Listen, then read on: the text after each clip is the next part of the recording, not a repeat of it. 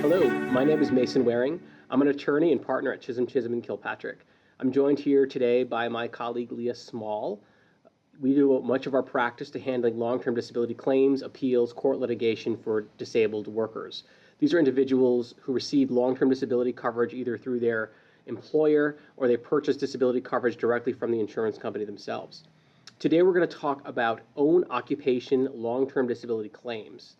And so we'll be discussing what it means to meet the own occupation definition of disability according to your policy's terms, how insurance companies determine the functions of your occupation and your ability to perform those functions, and how you will need to prove what you will need to prove and demonstrate that you are unable to meet the physical and cognitive requirements of your job. So let's get started.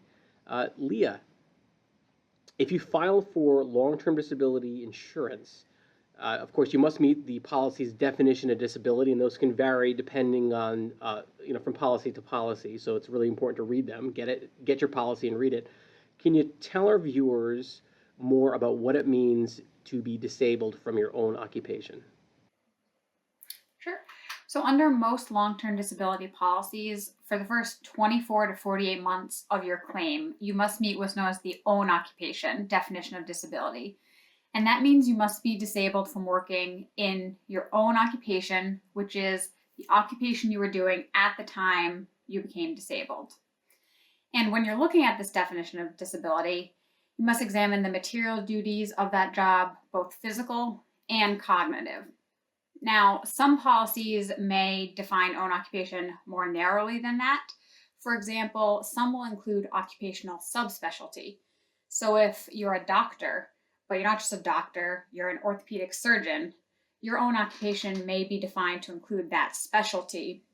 So for example, if you can no longer perform surgery, but you can perhaps go work in an office or teach, you might still be disabled under your policy's own occupation definition of disability because, again, your occupation was surgeon.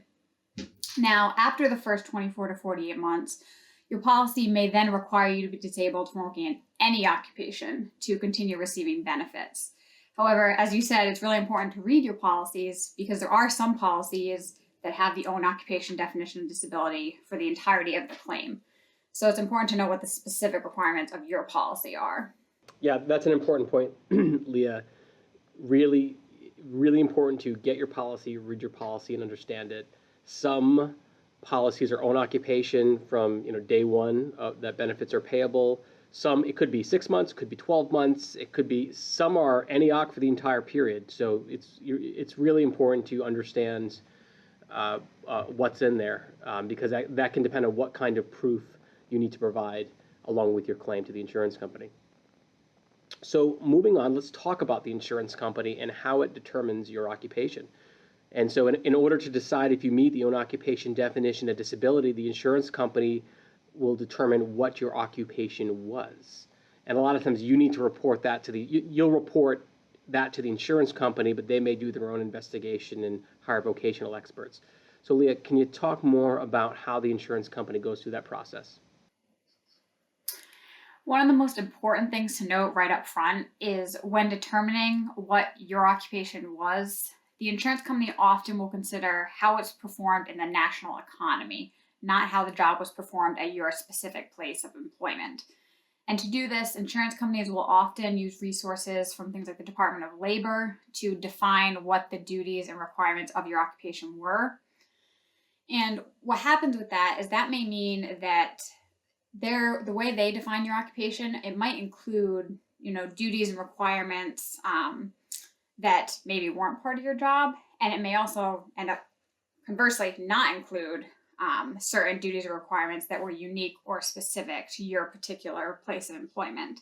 So again, they're looking at generally how is that occupation performed in the national economy. With that said, it's still important that the insurance company looks at the duties and requirements you are performing and make sure that the occupation they select is similar to those duties. For example, your job title at your employer may not accurately describe the duties you were actually performing at the time you became disabled. And if the insurance company just looks at your job title and then says, here's how that job is performed in the national economy, rather than actually determining what job title best matches the duties you are performing, the occupation it selects might not be accurate and not a correct representation of what your own occupation actually is. If the insurance company incorrectly determines what your own occupation is and what its requirements are, that can have a significant impact on your long-term disability claim and result in wrongful denial of benefits. One other thing to note, as we've said and we'll say a lot, read your policy, because there are some long-term disability policies that do evaluate your claim based on how your specific job for your specific employer was performed. So it's important to pay attention to that. Generally, always read your policy to figure out how they determine what type of own occupation definition you have to meet, and that'll help you determine what type of evidence you need to submit to the insurance company to help them correctly evaluate your claim. That makes me think of the concept of or what a claimant might be going through when they're sitting down to complete the claim forms, and let's say they do have the own occupation policy. It's important to not only think about your own occupation, but also think about how your impairments prevent you from doing any occupation.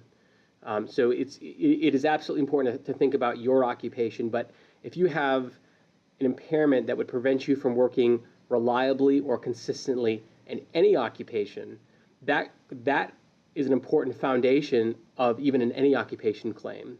Because when the definition of disability changes, if it does to any occupation after 12 or 24 or 48 months, you're going to want to make sure that it's been investigated whether or not you can do any job reliably and consistently, or there's something that would prevent you from working in a gainful occupation.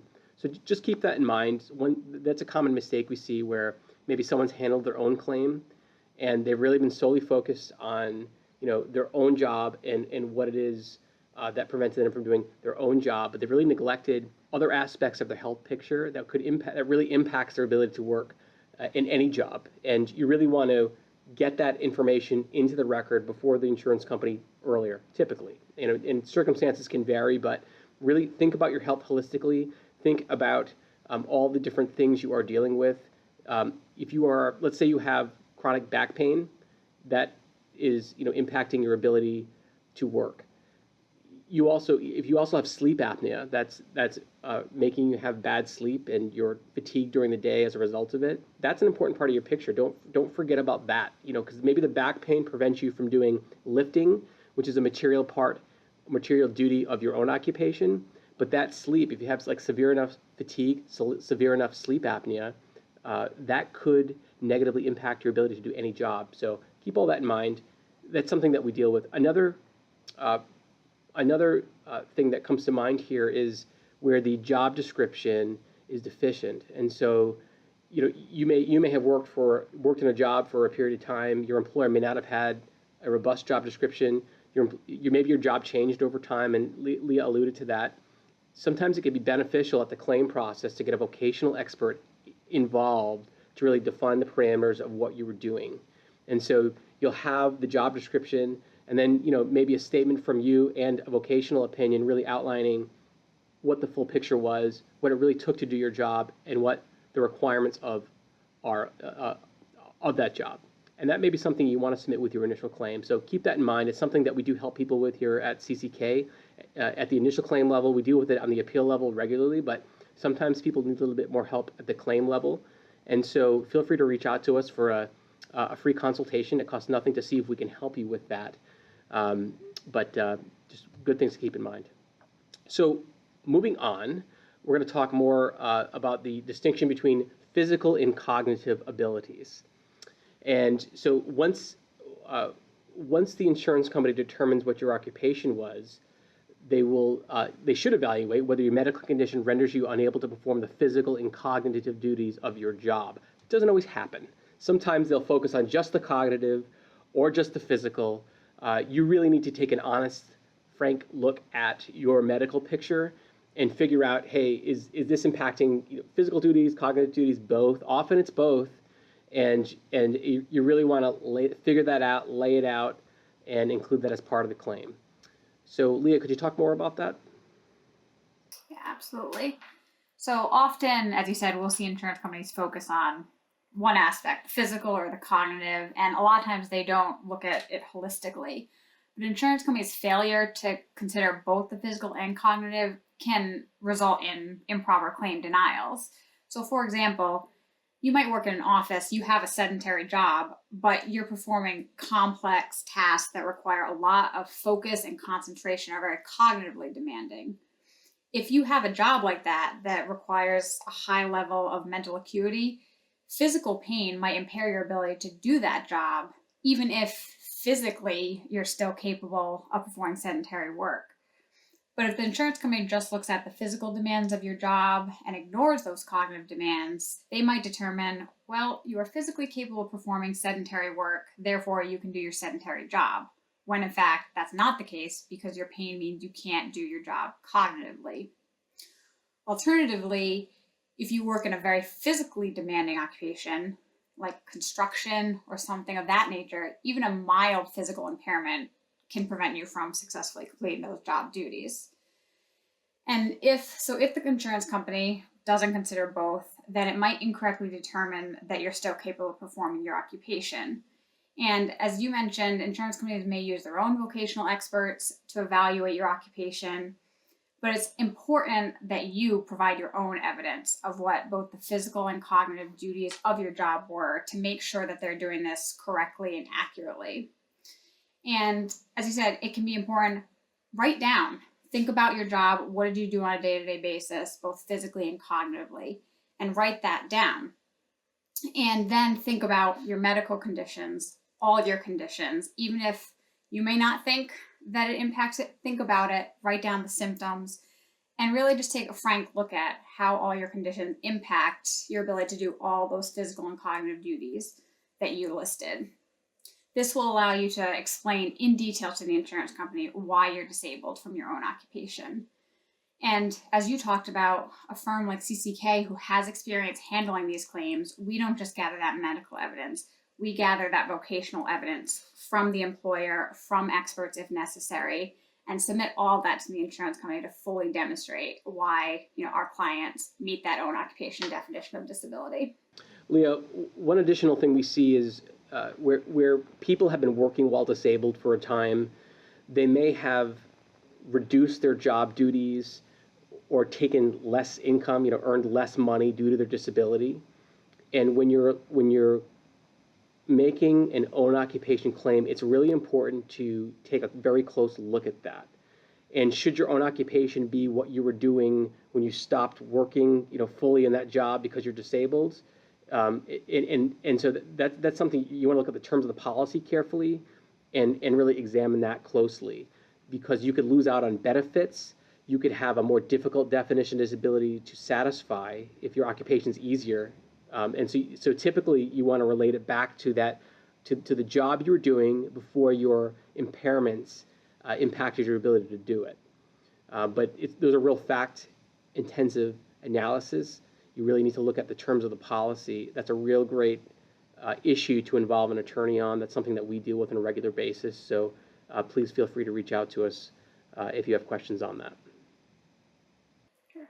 So as we've been saying all along, a good place to start, thoroughly read your long-term disability policy so that you're aware of the own occupation definition of disability as defined by your particular insurance company. And if you do need to file a claim under an own occupation definition of disability, keep in mind that the insurance company is often going to determine how your own occupation was performed in the national economy and not according to your particular employer when they're evaluating your claim. But as we discussed, they still have to consider the duties you are actually doing, and what they determine your own occupation to be has to be accurate. And if it's not, that can lead to a wrongful denial of benefits. The attorneys at Chisholm and Kilpatrick, we have experience assisting individuals with long-term disability claims and procuring the evidence needed to demonstrate what the own occupation was and why our clients are unable to do that occupation. And this is gathering medical evidence from treating physicians, gathering evidence from the claimant themselves about their job, and gathering evidence from vocational experts. And we understand this can be a long, confusing process, and especially if there's lots of different requirements that must be met under your policy. So it costs nothing for you to reach out to us and see if we're able to assist you with your long-term disability claim. Thank you, Leah. Yeah, our numbers, we'll probably post it, but it's 401-331-6300, and you can find us on the web, www.cck-law.com. Thank you all very much for joining us today.